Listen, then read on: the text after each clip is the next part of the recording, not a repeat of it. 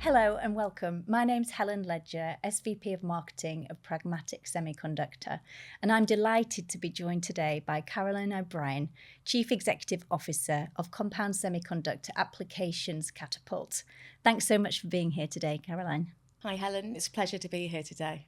Excellent. So to get started, can you share a little bit about CSA Catapult and what you're all about, what you stand for and the mission of the entity? Yeah, so the Compound Semiconductor Applications Catapult was set up 8 years ago now. And basically the mission, we're part of the UKRI Innovate UK structure, and we're one of 9 catapults within the group. And really our role is, as the name suggests, to focus on compound semiconductors and the applications that they go into. But really in the core and the mission of the organisation is to accelerate businesses from an early stage technology readiness level to a later stage readiness level where they may be able to get a product into market, or where they may be able to attract more funding for their next sort of part of their journey in terms of growing as a company. Amazing. So a big mission. It is, and I think it's really developing as well.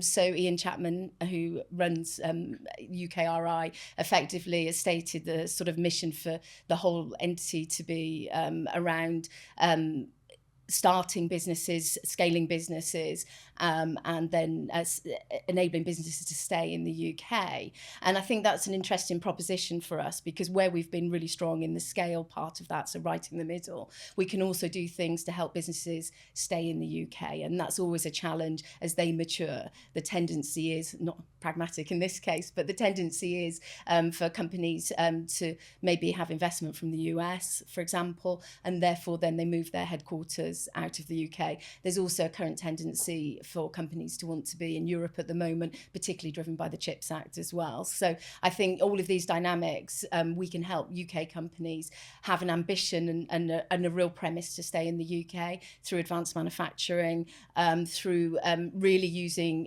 design resources that not just the Catapult can provide, but the whole ecosystem can provide, and we can help them bring that together, and that would encourage them to stay longer term in the UK. So maybe if we can turn a little to you, Caroline, and your career journey to date. Can you share a little bit about the pathway and how you've got to where you are today as CEO?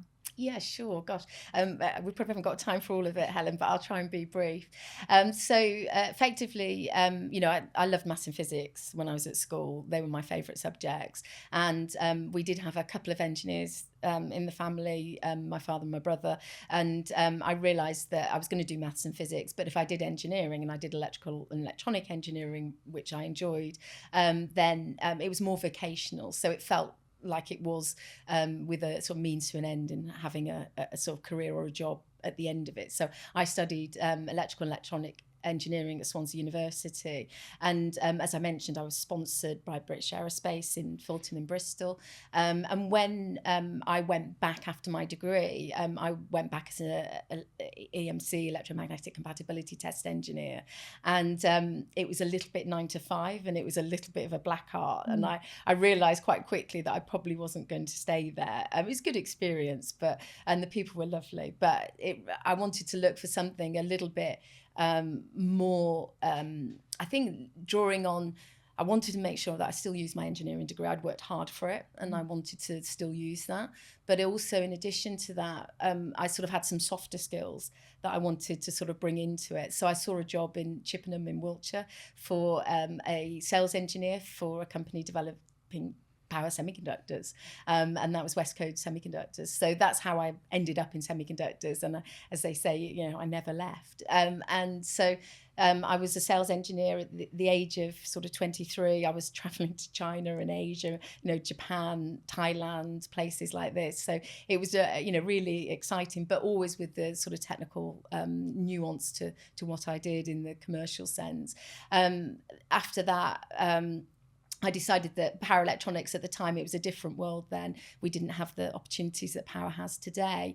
And so I wanted to go into IC. So I joined the largest, only second to Intel, but largest in terms of volume ship, NEC Electronics, as a basically in distribution initially, and then I moved to account management. And what I really learned there was the diversity of semiconductors. They sold everything from memories to ASICs.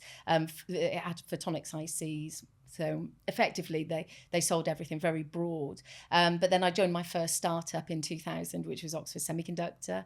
And I was there sort of on or off for effectively 9 years in total. It was a great to sort of grow the business there, and I was at that point sales director, so sort of moving up the management ladder a little bit there, taking on more responsibility, but sort of reducing the regional focus to Europe at that point, so a different regional area. And but I really loved the sort of startup culture, that sort of small dynamic business that we were then. I was 16th when we joined. When I left, we were nearly 100 people, so it was really exciting. I also worked a little bit in design services with Sondrel for a couple of years, travelling around, really working with the model had switched then from having your own fabs, which NEC did, they were vertically integrated, to that's when the fabless model came in, and it felt like overnight it changed. It was such a quick transaction from basically going from everybody being vertically integrated to being the fabless model that we know today, where obviously TSMC dominates. So that was quite a change in that. And then I worked for various other businesses, and then I ran a speaker business. We had a power amplifier as well for a little bit, and that was my first sort of more senior role, and sort of then director roles, and taking on more responsibility there. I spent a short time at Ultra Haptics setting up basically I was GM for a division of them, and then I found the job which I held before I reached the Catapult, which was Qbos Semiconductors, which was a new basic company spin out from Cambridge University, developing a new material for compound semiconductors. And I have to say, in the materials side of the business, there are a lot of fantastic women that are either in education or in running companies in the material sector. I mean, you need to look at companies like IQE, Microlink, etc. And my successor from Qbos is also female, Susan Gormley, as well. Amazing. What a rich experience, and range of different types of companies as well, from big beasts through to startups as well, in that commercial as well as technical and obviously leadership roles that you've had. Can you share a little bit about some of those initiatives for helping advanced manufacturing remain in the UK, and also maybe touch on around the talent pipeline for that too, which is increasingly a challenge? Yeah, it's a challenge for everybody, I think, even in Taiwan and places like that, attracting talent. So the Catapult, we're evolving as well at the moment. Obviously, I'm 6 months in post, so relatively new. But some of the initiatives that we're looking at scaling UK semiconductor companies for AI hardware and infrastructure, and how we can really support those businesses. For example, we're looking at how we could put in place a hardware test bed, for example, and then also in terms of supply chains, bringing together supply chains, particularly with the target of defence, and how we can manufacture even small volumes with the partners in the ecosystem. So we're definitely not here to replicate anything that's already there, but really sort of be the glue between different areas of expertise within the UK, so that we can be more holistic in our approach and what we offer. Excellent. And you mentioned AI there, which is obviously a top topic and will remain to be. What kind of impact and growth do you see around AI, and increasingly around quantum as well, with regards to the semiconductor industry and ecosystem at large?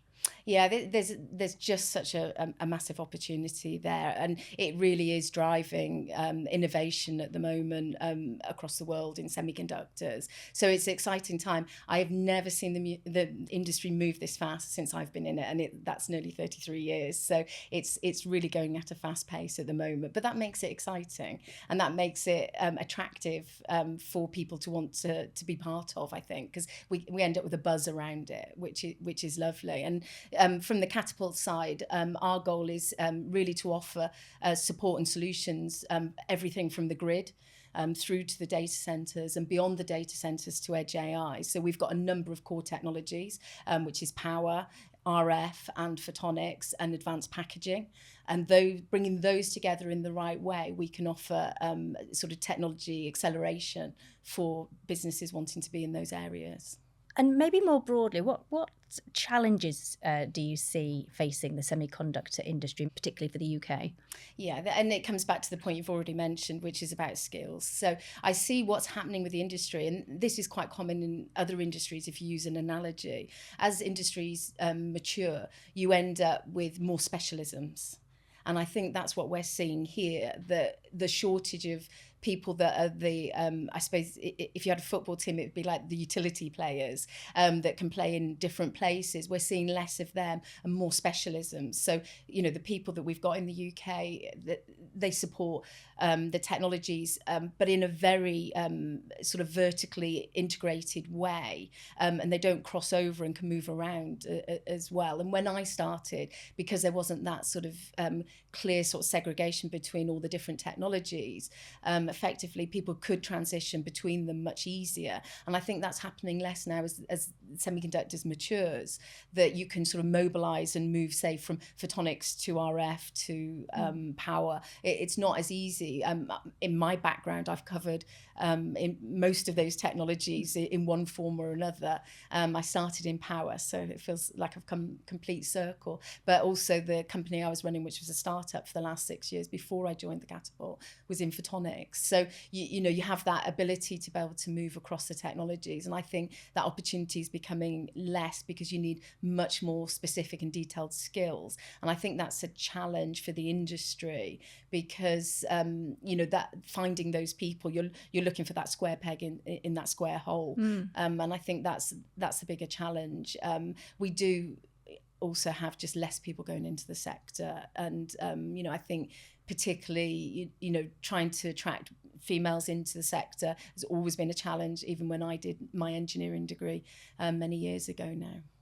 So do you think on the point around specific people for specific roles is maybe an approach that we're taking as an industry, that we need to be a little bit more open to folk transferring across different disciplines and areas? Yeah, I think there's definitely things that we can do to support that. For example, at the Catapult, we do have interns that come and spend a year with us, and they can get experience, obviously, in specific qualification they're doing, but they can get industry experience in other areas as well. So trying to give people more flavour of what other things they might be able to do, and see how what they're doing in one sector might appeal or help another sector. So so I think that's, you know, that's an opportunity. But when I started as well, I was a sponsored student, so I had the ability to work around different departments in a business, and I think that's sort of part of the, you know, the sort of, that really helps facilitate, you know, well, what am I interested in, what can I do, you know, how do I take forward my career? And I think giving those different experiences really can help. And one of the things we talk about a lot at Pragmatic is you mentioned earlier about awareness of roles, STEM-based roles, and just, you know, how prevalent semiconductors in everything today, and increasingly so, really powering the internet of everything. How do you think we can broach promoting and educating and sharing what amazing careers are ahead, especially in younger people as well, ahead of them making key decisions around topics for exams, GCSEs and whatever that may be, but being able to promote. And I think, you know, it's incumbent on us as companies to also share that, those opportunities and what those could look like, the pathways for those careers. Yeah, definitely. And you know, as the Catapult, we've, you know, got a conscious role to play in that cycle. And, you know, we work with the UK Electronic Skills Foundation, so UK ESF, and we support them. There's a number of the team will go out, something happening this Wednesday, actually, where one of the team's going to present to sixth form about what they're doing, how they came into the career, happens to be female. And so, you know, we give back, you know, to the educational process, our experiences. And I think, you know, even speaking with you today, I know you're experience, how you came into the industry, and my experience and how I came into the industry were really quite different. It's hard to compare notes, but I think the more we share our stories, the more then that people can say, okay, so I don't have to, there's no formula. I can come at it from any stage of my career, any stage of, my interest, I can get into it. And I think the other thing is as well, we forget there's quite a lot of different jobs in the industry as well. And I think this is what's exciting for my team, where we're approximately 100 people, 50 are engineers in the technology delivery section. And then we've basically got another 50 people which are doing support work. So we've got sales and marketing, as Pragmatic would have, but we've also got people looking at impact and relations and government affairs. We've got people running the finance and impact analysis of the impact we're creating in the industry. So there's lots of associated jobs there as well. So I think there are different types of roles that people can play in delivering a semiconductor services or product to the market. Yeah, I think that's such an important point. We often think that if you're part of the tech, then you have to be an engineer or more of a technical led discipline, but it's we need skills across all different functions.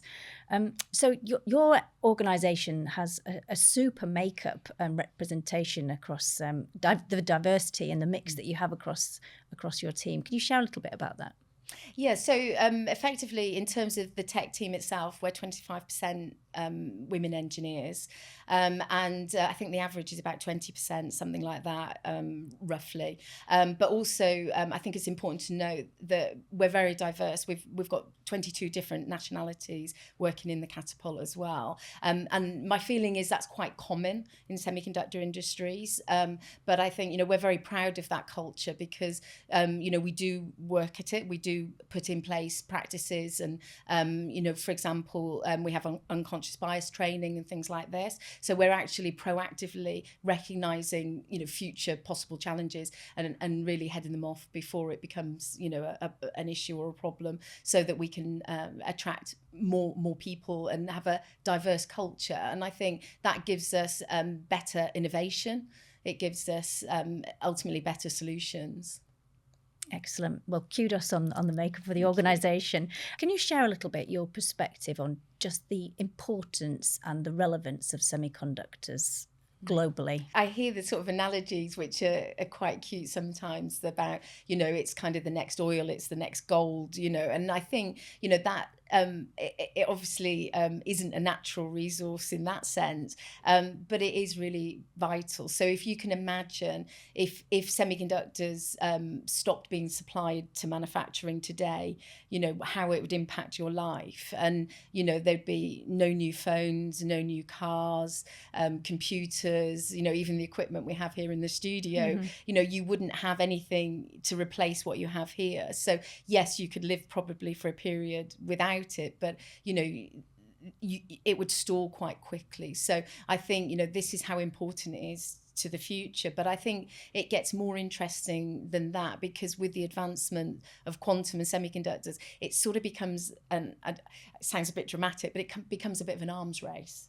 And whoever leads those technologies really can, be dominant in the world markets. And I really believe that UK can be part of that. Mm-hmm. So can you share a little about talking about inclusive success and what this means to us? So maybe your personal perspective on what that means to you, especially in your current role and position, and then maybe some of the challenges that you've faced throughout your career and how you've maybe overcome some of those.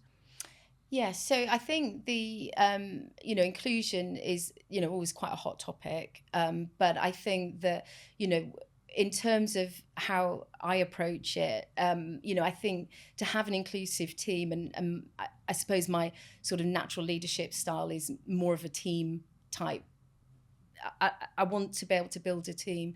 If you have gaps between the team, you need to fill those gaps. You want overlap, but you don't want people to be working in the same areas, because then you don't get the benefit of the skills of the people in those areas. So overlap's good, but in developing people, I think working as a team is definitely the style that I would tend to, because I think people have always got something to add. They may not add it in the meeting, and this is always a challenge, that I think that effectively you have to make sure that everybody gets a voice. whatever that means. They may email you after the meeting, you may have a one-to-one after the meeting, but everybody gets a voice to be able to express their experience and what they feel and contribute. I think, in terms of that sort of style, that's the style I know well and has worked well in the past. Regarding inclusive success and how we can, support and drive more diverse and equitable workforces, can you share some of the challenges that you faced throughout your journey and how you've overcome some of these? Yeah, I've got a really good example for that, I think, Helen. And I had management of a key account for many years, and they were based overseas. And somebody came into my organisation, more senior to me at the time, and they were the same nationality as that customer. And I think what happened was, I learned after, is when they were in a senior management meeting and a board meeting, this person it was suggested that because they were the same nationality, that's why that account was so successful. And they actually took the praise and the credit for doing that. And I was relayed this message afterwards, and I'm not sure if I would have taken that approach myself anyway, but I certainly vowed at that point that you have to absolutely give credit where credit's due and make sure that the people who are actually stepping up and doing that work and playing that role, they understand, that if there is credit and there is praise to be apportioned, that it is directed to the right people. And that's one thing that I'm very conscious of, that if anyone says to me, that's a great job, Caroline, if there's other parts of the team that were involved, or if it wasn't me, I'll say, look, that really wasn't my bag. Can you please, either send an email or, I'll pass on your praise or thanks to them, because it was actually them that did it. And I'm very conscious of that. And I think that, those scars are sort of quite embedded, but it does sound like good practice, I know, but once you have an experience like that, it does sit with you for a long time. Yeah, it's going through those experiences that you learn as well, don't you? The good and the bad and the ugly. And that really speaks to your team leadership style as well, to really give recognition and to praise and the value that you see on the back of that as well. And you mentioned around diversity of thought, in terms of having overlap of teams, but then also providing opportunity for people to voice their perspectives. And that might not be the same for all people. It often isn't. How do you encourage leaders in your organisation to reflect on that and to provide that opportunity for everybody to have a voice and their opinion shared? Yeah, it's a good question. And I think it is something you've got to work at. It's not necessarily a given. And when you've got a new team together, you've got to learn, and learn afresh, really, how it works. And so, some of that I'll share with you. We're going through that process at the moment. I think it's so important that, what we say and what we do matches, because otherwise it looks inconsistent. It could look like mistrust. And I think that, one of the phrases which I'll borrow from a company that we've been working with is, look at the shadow you cast. And I think it resonated with all of us, because you think you're acting in a certain way, and you think you're projecting a certain kind of behavior, and yet somebody else might see it as something that doesn't match with what they thought we were doing, or doesn't match with what we said we were doing. And then that's where you get, that sort of inconsistency. So we're working really hard, and will be, to make sure that remains consistent and true to our plans and what we're doing. Yeah, just being conscious of how you can impact others, even if you have positive intent. And Helen, I think as well, it's all the time. You can't. It's not something you choose to do when you're having a coffee and talking to somebody. I think you've just got to be end to end consistent. Excellent. Some really key takeaways there. I think consistency. Do what you say you're going to do, and being authentic as well. It's different for everybody, so finding your own path. So reflecting back, is there any advice that you would give your younger self? Probably lots, but I'm not sure if I'd have listened, but we'll work on that one. I think I think that you do get knockbacks. Things don't always go how you think they're going to go, and I think when you get those knockbacks, you really have to believe in yourself. And you hear this in sports people quite a lot, when they maybe came second or third and they didn't quite fulfill, the image they had in their head. And I think they're quite good sort of life takeaways. That happens that happens, in life and business as well. Don't take it too hard. It's not personal. And I think, if you do take it personally, just take a step back and see whether it was an example I'd give is, I remember when sort of the first person resigned on me, and basically, it's like, what did I do wrong? There was this, and you really take it quite personally. And then you just sort of sit back and say, well, actually, they've just got a better job. It fulfills the needs that they have. And so, you have to sort of keep it proportion. So yes, I'd definitely tell my younger self to probably worry about what you can control, and just some things you can't, so don't worry about it. So to quote a talented social scientist that you may know well already, Brené Brown, we can have courage or we can have comfort, but we cannot have both. So we hear a lot about imposter syndrome, or to put it another way, second-guessing ourselves, doubting ourselves, the little voice that creeps in. And I think we all face it at some point, and we talk about it more than ever, which I think is good to share practices and ways of managing and combating those kind of situations. Can you share a little bit about your experience of this, or maybe how you've supported others as well in tackling, feeling a little bit more confident and broaching those topics that are challenging at times? Yeah, I think, again, this sort of comes down to culture and the kind of atmosphere you want to create. And I think that it's, the imposter syndrome part of it, I think, is probably something that everyone can experience. But I think, from my background, I think, seeing probably women feeling it more consciously. And, I think we need to look at, some of the stats. It does vary a little bit. But in terms of, women will apply for a job if they're 100% meeting, the described kind of job description. Whereas, on the opposite side, a man might only apply, and I think the numbers are, about sort of 60%. It varies a little bit, and that's obviously not everybody. But I think that's an interesting sort of pointer to the fact that, women tend to be sure, or make sure that they can, everything's kind of nailed down, rather than taking that risk or taking that sort of projected, well, I'll learn that on the job because I've seen how that's done, I can do that, and having that sort of confidence. And I think, women also, and from my experience, I think, I definitely, when I younger, I had a lot of confidence, but probably less ability. And now I'm older, I've got more ability, probably lacking on the confidence side. And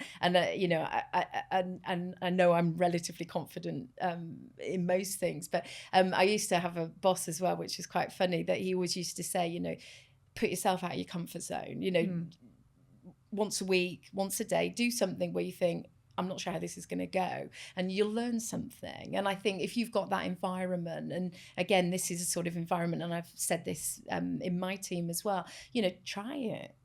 What could go wrong? I mean, obviously, there's bounds in terms of some things, but as long as it's a secure, safe approach, then see what happens, and I think that, we do learn from those experiences, and they can be quite exciting because sometimes you don't always get the reaction that you thought, which is also fun. So I think, these sort of, encouraging people to be a bit braver and to try things without fear of any sort of repercussions, I think, a really useful environment. Dare to try. Yeah, dare to try and try to dare. Yes, It's kind of that kind of environment. I think that's, it does sort of build a bit of excitement as well, because it's not just accepting we did this before, we're going to do this again. It's like, well, what if I did that slightly differently? And so people think about it in a different way. And I think it can be fun. Agreed. Well, that sounds like some very solid advice and a fresh perspective as well. So could you share a little bit about your experience and thoughts around the power of mentoring and coaching? Yeah, it's always really hard because, again, when you've got something to give, you've probably got less time professionally because you're doing things like running a business, running a startup, or, that kind of area. But I would encourage you, most people will take time, even if it's just one phone call, one Teams call, do approach people. If you see somebody you think, oh, I'd be really more interested to find out a little bit more about them, they probably can spare 10 minutes or, a small amount of time. But if you can also get onto a more sort of longer term sort of mentoring situation, I think that can be beneficial as well, because, sometimes you do sit there and say, is this just happening to me or is this normal? And so, understanding that actually probably somebody else has been through that at some point in time is helpful, because, either you can discuss how you might be able to find a way through it, or at least just the empathy, might be reassuring for you. So dare to ask again, I think, a key message there. Yeah, definitely. Yeah, I do have the philosophy, if you don't ask, you don't get. Yeah, I think that's solid advice. So what practical steps do you think are needed to kind of share the pathways, career pathways in the semiconductor industry and ecosystems? I think that career pathways in semiconductors, particularly in the situation we are in the UK at the moment, are challenging. They're not as abundant or as obvious as maybe they once were, because we don't have as many companies and as many large companies in the UK that we once had. But I think it comes down to where you see yourself, and I've always been quite strong in terms of envisaging where I want to go and where it's been sort of part of my makeup that I've got an end game, and I can visualize that end game, and then I work towards it. And I did in my 20s and 30s want to run semiconductor companies, probably no surprise. And then you work backwards from that, and how do I get myself nearer to that goal? And so that the other thing that I haven't mentioned that I did an MBA at Bath. I did it part-time while I was working. It was tough. I gave a lot of my personal time to do it. I had to pay for half of it myself. So it was a big commitment. But I learned a lot about myself while I was doing it, which I think you do in sort of postgraduate education anyway. So work out what you want to do, where you want to be, and then work out what somebody like you or you would need to do to get there. Where are your weaknesses? It's good to know them. It's as important to know your weaknesses as it is to know your strengths as well. So what are they, and how can you either improve them, or how can you work with people that can augment your skills? Yeah, know what you're good at and what you're less so, and also what you want as well as what you don't want. I think you were saying about your career journey and those different experiences. Yeah, and it's no surprise that some of the most successful startups are sort of small teams that have got together at an early stage, different skills, and can take the business to sort of quite an impressive level. And I think actually Pragmatic is an example of that as well, because the team's been really strong there over the years. Yeah, it's a solid team is absolutely key, isn't it? Absolutely. You mentioned about the fast pace of change and how that's probably only going to increase. What are some of the approaches you've taken to help ensure inclusivity, diversity, equity isn't a side activity, that it's ingrained in the business, whether that's from a cultural perspective or different frameworks that you have in place to help everybody have a lens? Our hiring practices, which are gender neutral, are important parts of that in terms of how we build out the team going forward. But I think in terms of sort of more practical steps is about making people feel that they're all on the journey together, and we understand that people can assimilate information in different ways. So, there may be, different barriers to people being able to, sit through a presentation and come away and go, yeah, I get it. So we're looking at ways we can interact more. We can have, more Q&A as we go through our journey of changing the strategy at the Catapult. And I think, in terms of,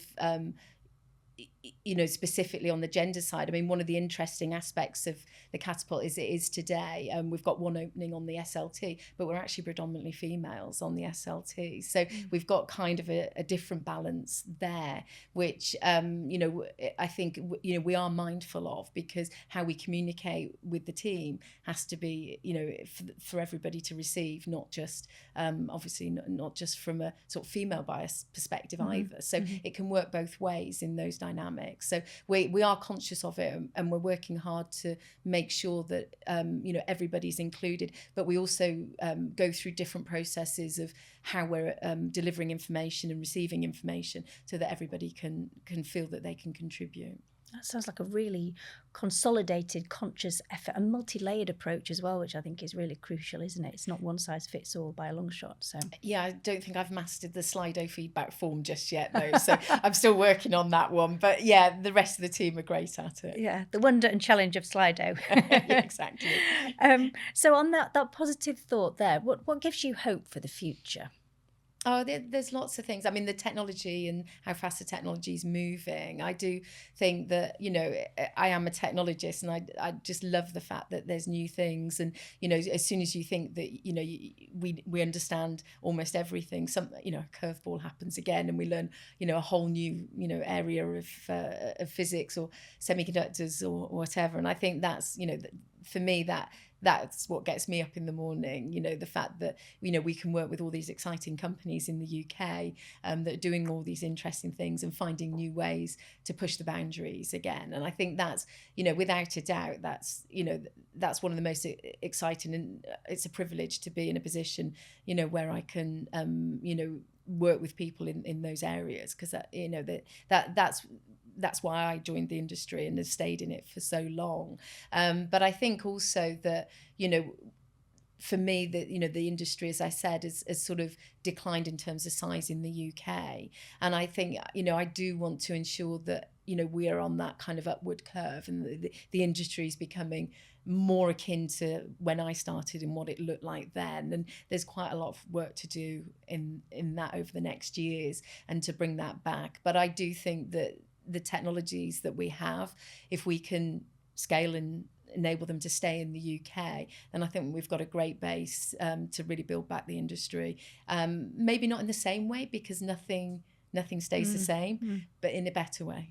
Reflecting on a key action that the audience can take away to help nurture greater diversity of thought, supporting more inclusive teams, reflecting on how people are recruited into a business, retained in a business, and supported in their career pathways. Any key piece of advice you'd like to share? I really approach this really simply. Treat others how you'd want to be treated. So when you were going for an interview at a company, or when you'd first joined a company, or when you'd been at a company for 3 or 4 years, and how would you want to be treated at that point, and not forget what it was like to be in that position. And I think that's really important, that it's quite a good mantra to sort of keep in mind, that when I was, at that level, and I wanted to be promoted, or when I was, just joining and I really didn't know what the semiconductor stuff was all about, how did I feel? Is there anything we can do to help that person, integrate more quickly, or feel that more welcome, and really, I think if you, as a leader or a senior member of the management team, I think, if you keep that in mind, then I think, that's quite a good rule of thumb, and one, a good sort of life guide to how to really bring your team, into a good position, so that, you can work together. Excellent. Empathy. Treat people as you'd like to be treated. I think that's absolutely. Very solid It's approach. such an easy word to say, isn't it? But it's not always so easy to put into practice. And I think, sometimes, I think that, that empathetic, and of course you do, as a leader, you get situations which you haven't been in, and you still need to become empathetic, but you haven't had the experience necessarily, but you may know somebody that has. So we can all use, coming back to the networks point, we can always use our networks to help support, what we do, and to have empathy from our colleagues as well. So it's a nice word, but it needs to work for us, I think.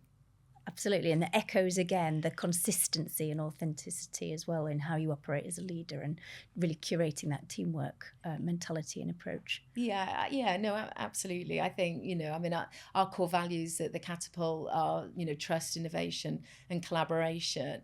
And I think they're great sort of starting points for, how we set about our business and what's important to us. But obviously how you implement that and how you act that out is really important as well. So thanks so much for taking the time to speak to me today, Caroline. It's been super to hear about your amazing career journey, the lessons learnt, and the advice and counsel you have for others, whether they're starting at the beginning of their career or in leadership positions, as to how we can all support and encourage more diversity and equity, inclusivity across our teams and workforces. So thank you so much for taking the time. Thanks, Helen. It's been a pleasure.